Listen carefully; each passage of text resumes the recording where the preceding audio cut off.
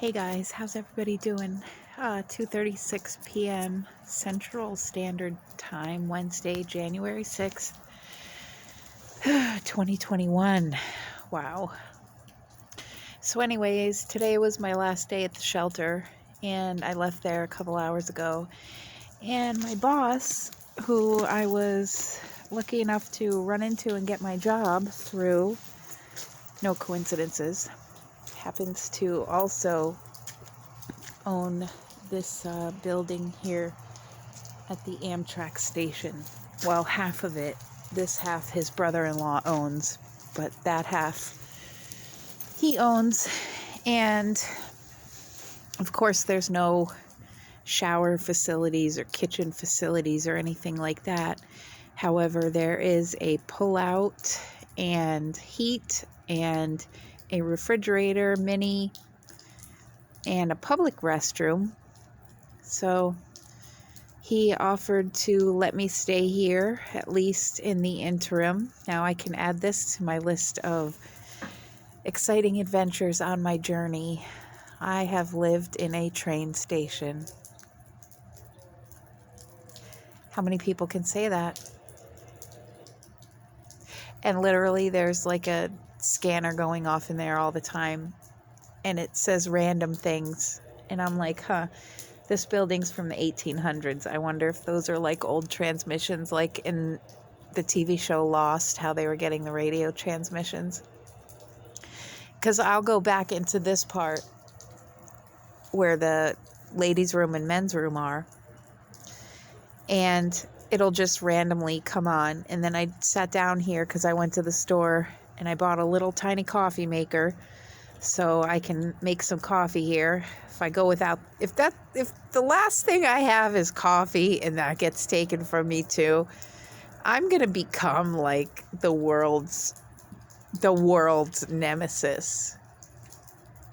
Me against the world, as if it already hasn't been that way my entire life.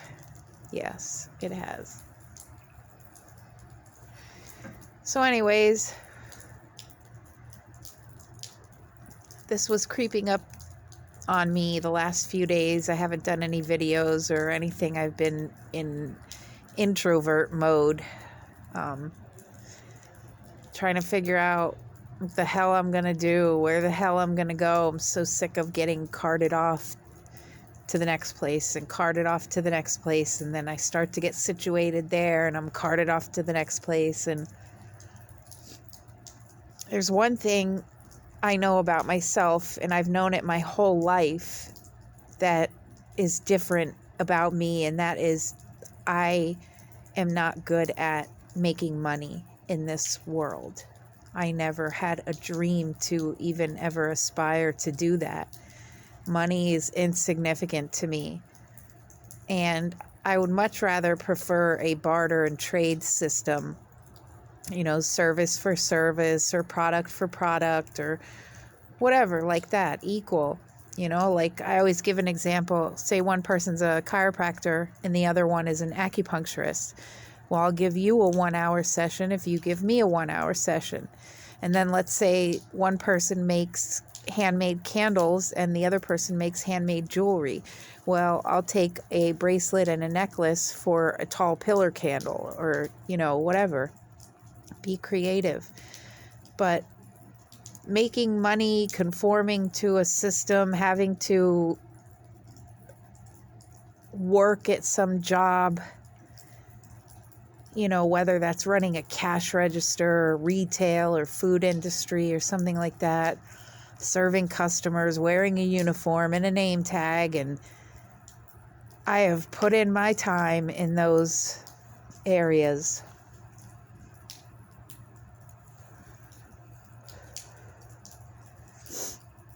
I don't have a want or a need to return to that life. No, that existence. Paycheck to paycheck, just to put food on the table.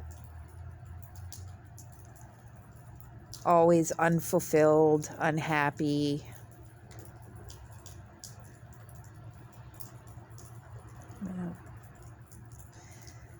These days, I would much rather have a tent and build a fire, collect my own water, grow my own food.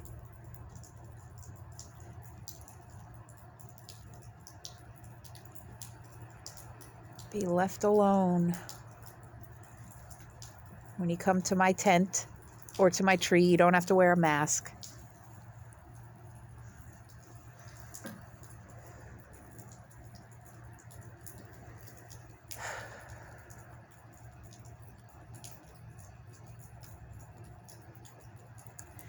So yeah, I'm probably going to do a video tonight. I did get a new phone over the holidays, which was nice. My other one had a cracked screen, and I went back to a Samsung Galaxy. And I like it for a couple of reasons. One, it has a blue light filter, and the other, the screen is big, so I can see what I'm doing. Anyways, other than that, the staff was very rude when I left the shelter today. Very, like a robot reading a script. Well, I wish you luck on your journey.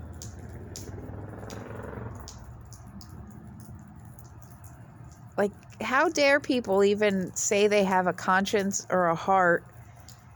And during a pandemic, no matter what anybody believes or disbelieves about COVID or the fact of it being real or not, it is a pandemic because the world is in chaos and fear right now. And systems and things are crashing down. And it's like, how dare anyone, I don't care what business, corporation, company, what policies, regulations, procedures you follow or don't, how dare anybody put anyone out into the street right now? Not to mention that it already happened to me back in September when my landlord conveniently filed my eviction like 2 days after the CARES Act sanction was up or some stupid shit like that. So since September 1st, going from shelter to motel room to park bench to porta potty to train station to shelter to my son's house and nothing's been done. And believe you me, I raise my voice in every place I have gone that they have moved me to or I've had no choice but to go to. I let it be known who I am, what I do, my journey, my experience, what has happened. I don't hide anything. And I just tell it like it is because I'm living proof every single day. And these people see me trying my hardest, working, trying to do my school online at night whenever there's a peaceful moment for that. Knowing what's happening around the world right now and soon to come crashing down, literal and figurative. Being separated from my kids. All these things. Stuck out, alone, no one, no nothing. Just doing your best, doing your best, doing your best. Trying, doing your best. Getting up and trying again, doing your best. And there's no helping hand up anywhere. It's either shoving you down into a pile of shit, shoving your face into it, kicking you while you're down, holding you down so you don't get back up again, tripping you so you, after you get up, you fall into another one. But nobody just standing there, hand out to you, and maybe a wet wipe. Here, clean the shit up off your face. I got you. I'll help you get through this. No one.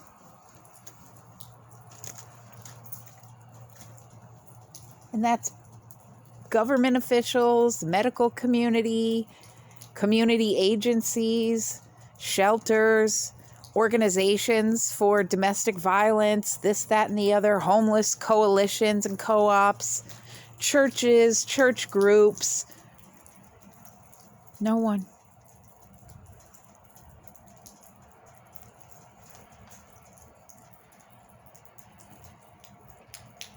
And it gets very exhausting.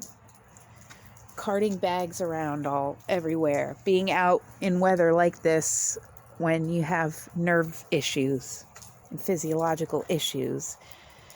The emotional turmoil of separation from your kids and your loved ones. The lack of support, financial or otherwise.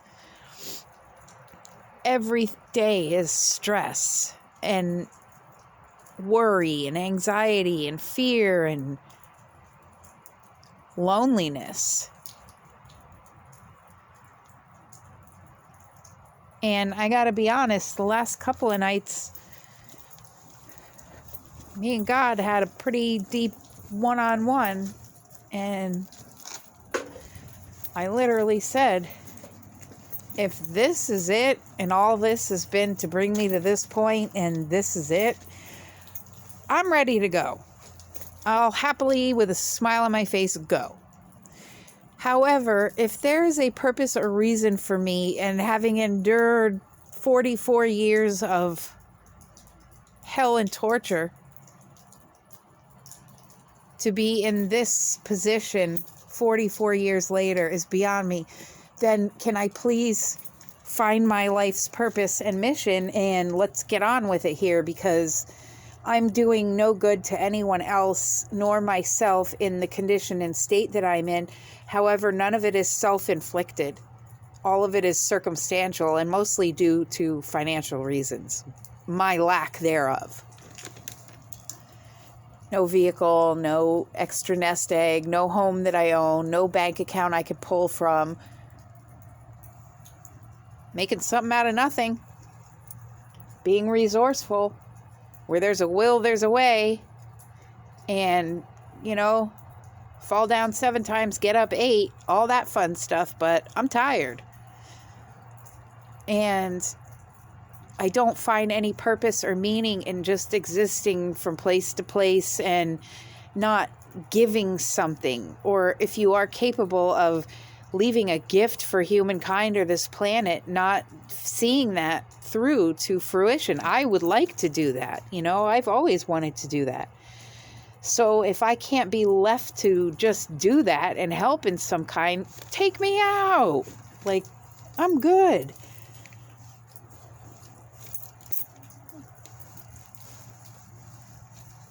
It sucks when you get to a point where maybe you didn't want to see it your whole life because people were in and out of your life for whatever reason. Family, partners, educators, clergy, mentors, counselors, friends, whoever were there physically. So you just didn't want to believe it. But when you literally have known your whole life that no one has ever really given a shit about you the way that you give a shit about any of them, that's a hard realization. And it sucks. And then spending years being codependent, well, I'm going to be with this person even though I know they're not a good influence, because being with somebody is better than being with nobody. And only truly when you've been alone can you say that. You're not allowed to say that if you've never truly been alone. So people don't understand codependency and substance abuse and things like that, because maybe they've never had some substance in them lacking that they were looking to fill. These people at the shelter certainly haven't. They're all book taught and diploma on the wall. Our policies and procedures. The last thing as I was washing my bedding today and packing up the cart full of my baggage to leave was that somebody smelled weed yesterday. And this was only brought to my attention, mind you. And everybody there knows that I smoke weed and that it's my legally prescribed medication. And I have not been able to transfer it since I've been in Illinois from Pennsylvania. So I have been using hemp over the counter. Everyone at the shelter is well aware. I don't hide anything about who I am or what I do, because anything I do and who I am is not wrong. So she said, I need to see you in my office when you have a minute. Okay. And then about an hour later, she said, do you have time to meet right now? I'm still not even awake and, trying to pack the last of my shit, knowing that I'm coming here. I'm like, okay, let's go. So we go in the office, and then that's brought up to me, and I said, well, good thing it won't be a problem anymore because I'm leaving today. And she said, well, none of that's allowed, on the premises and blah, blah, blah. I said, well, that's not what was told to me when I first got here. It was explained to me that even if you're a user of heroin, they don't make you stop using your shit. You just have to leave it at the front counter like I do with my vitamins. Everybody here knows I smoke. They know I'm using hemp because I can't get my medical cannabis here. And well, I'll have to clear that with Amber. So essentially calling me a liar. Go ahead. Because that's one thing I'm not, is a liar. So have fun with that. And guess who didn't say a word to me the rest of the day? Nobody, except, I wish you luck on your journey. So, anyways, that's how I was let go of that place. Meanwhile, they have a crisis shelter and transitional one-bedroom apartments there that are empty. And it is a pandemic and a women's domestic violence shelter. Not good business if you ask me, but who's asking me, right? Anyways, much love, everybody. I'm going to get situated, get my groceries in here, and then have some coffee. And I'll check in later. Peace.